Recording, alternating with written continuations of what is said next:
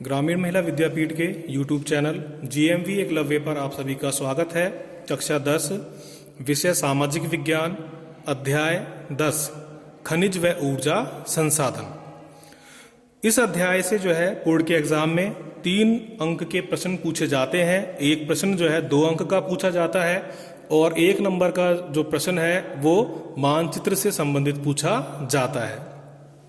इस अध्याय का अध्ययन करते हुए सबसे पहले हम खनिजों के बारे में अध्ययन करेंगे कि खनिज किसे कहते हैं। खनिज या खनिज संसाधन दोनों ही एक हैं। या तो खनिज होगा बोर्ड के एग्जाम में या खनिज संसाधनों के बारे में पूछा जाएगा। भूमि से खनन क्रिया द्वारा भौतिक व रासायनिक गुणों से युक्त निकाले गए पदार्थ जो मानव के लिए उपयोगी हों उसे खनिज कहते हैं। सबसे पहले हमें यह पता होना चाहिए कि खनिज किसे कहते हैं।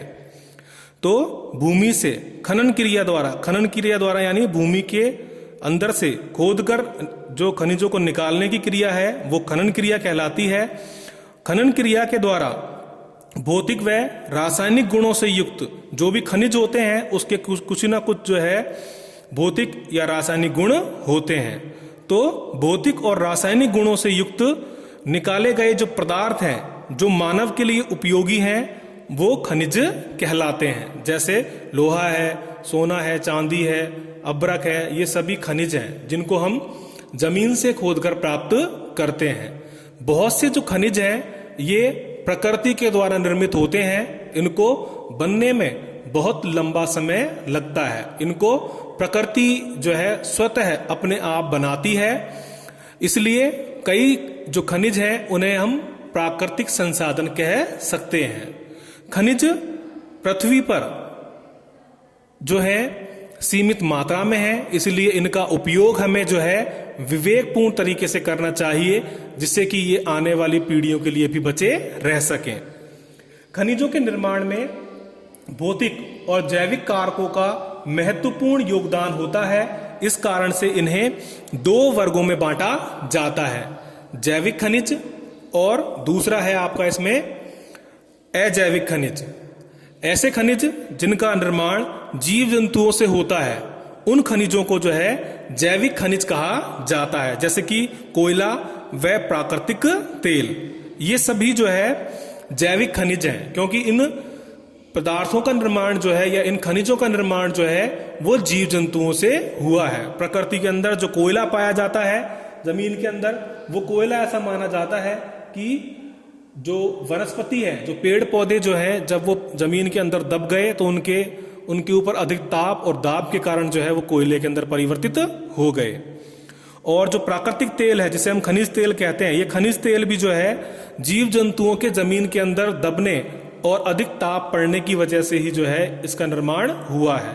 तो जैविक खनिज ऐसे खनिज जिनका निर्माण जीव जंतुओं से हुआ है या प्राकृतिक वनस्पति से हुआ है, ऐसे खनिजों को हम जैविक खनिज कहते हैं, जैसे कोयला और प्राकृतिक तेल आदि।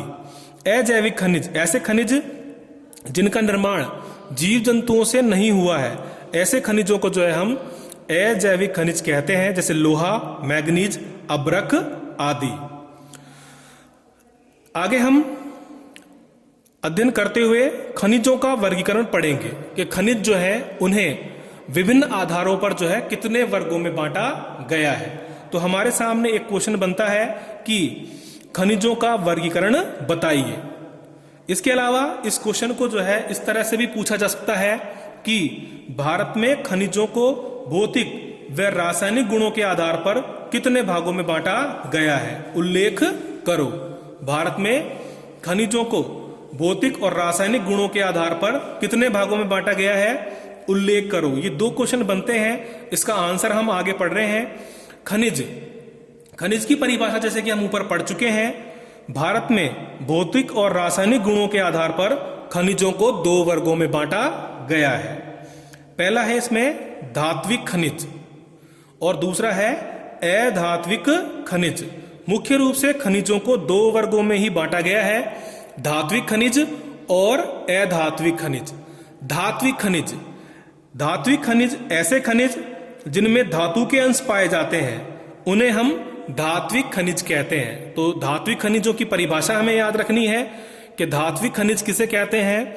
ऐसे खनिज जिसमें धातु के अंश पाए जाते हैं उन्हें धात्विक खनिज कहते हैं।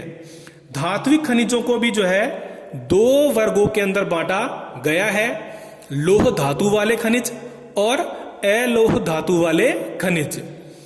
तो जैसा कि इसके नाम से ही हमें पता लग रहा है, लोह धातु वाले खनिज, इसकी परिभाषा हम इस तरह से लिख सकते हैं, ऐसे खनिज जिनमें लोह धातु के अंश पाए जाते हैं उन्हें लोह धात्विक खनिज कहते हैं। जैसे लोह अयस्क, टंगस्टन और कोबाल्ट, ये जो धातुएं हैं इन धातुओं के अंदर जो है लोह धातु के अंश पाए जाते हैं। इसी में आगे दूसरा है अलोह धातु खनिज। अलोह धातु खनिज ऐसे खनिज जिनमें लोह धातु के अंश नहीं पाए जाते। ऐसे खनिज जिनमें लोह धातु के अंश नहीं पाए जाते उन्हें अलोह धात्विक खनिज कहते हैं। जैसे आपका सोना है, चांदी है, तांबा है, ये सभी जो है अलोह धात्विक खनिज है। तो इस तरीके से ये वर्गीकरण हुआ धात्विक खनिजों का। इसी तरीके से आगे हम पढ़ेंगे खनिजों का दूसरा जो वर्ग है अधात्विक खनिज। अधात्विक खनिज ऐसे खनिज जिसमें धातु के अंश नहीं पाए जाते हैं। अधात्विक खनिज किसे कहते हैं? ऐसे खनिज जिनमें धातु के अंश नहीं पाए जाते हैं उन्हें अधात्विक खनिज कहा जाता है। जैसे चूना पत्थर, अब्रक, जिप्सम आदि, ये सभी अधात्विक खनिज हैं क्योंकि इनको जमीन से जिस तरह से जिस हालत में निकाला जाता है उसी का उपयोग जो है हमारे द्वारा कर लिया जाता है। इसमें किसी प्रकार के परिवर्तन जो है अधिक नहीं किए जाते हैं। एग्जाम में अगर ये क्वेश्चन पूछा जाए आपसे तो उसका आंसर आपको इसी तरह से लिखना है। पहले आप खनिज के बारे में लिखेंगे, फिर उसके दो वर्ग करेंगे, धात्विक खनिज और अधात्विक खनिज। धात्विक खनिजों के बारे में विस्तार से लिखेंगे कि ऐसे खनिज जिनमें धातु के अंश पाए जाते हैं उन्हें धात्विक खनिज कहते हैं। धात्विक खनिजों को भी जो है दो वर्गों में बांटा जाता है, लोह धातु वाले खनिज और अलोह धातु वाले खनिज। इनके उदाहरण भी हमें लिखने हैं। इसके बाद में अधात्विक खनिजों के बारे में लिखना है।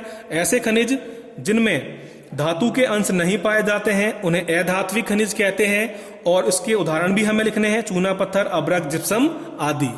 इसी प्रकार से आगे हम पढ़ते हुए पढ़ेंगे ऊर्जा खनिज।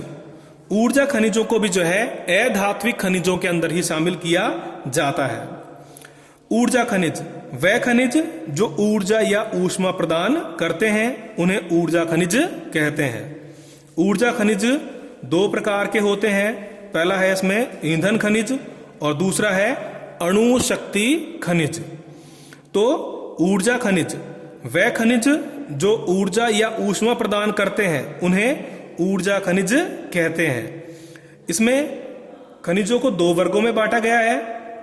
ईंधन खनिज, ईंधन जिसका उपयोग गाड़ी चलाने के लिए, घर पर खाना बनाने के लिए, विभिन्न प्रकार के वाहन चलाने के लिए जिन खनिजों का प्रयोग किया जाता है वो ईंधन खनिज कहलाते हैं। जैसे कि कोयला है, कोयले को जो है कोयले से पहले ट्रेनें, रेलगाड़ियां चलाई जाती थी।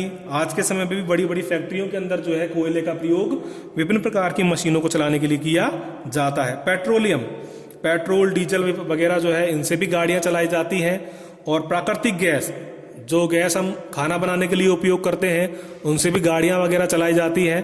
तो ईंधन खनिज ऐसे खनिज जिनका उपयोग ईंधन के रूप में किया जाता है उन्हें ईंधन खनिज कहते हैं। कोयला, पेट्रोलियम, प्राकृतिक गैस सभी जो है ईंधन खनिजों की श्रेणी में आते हैं। इसके बाद अणु शक्ति खनिज।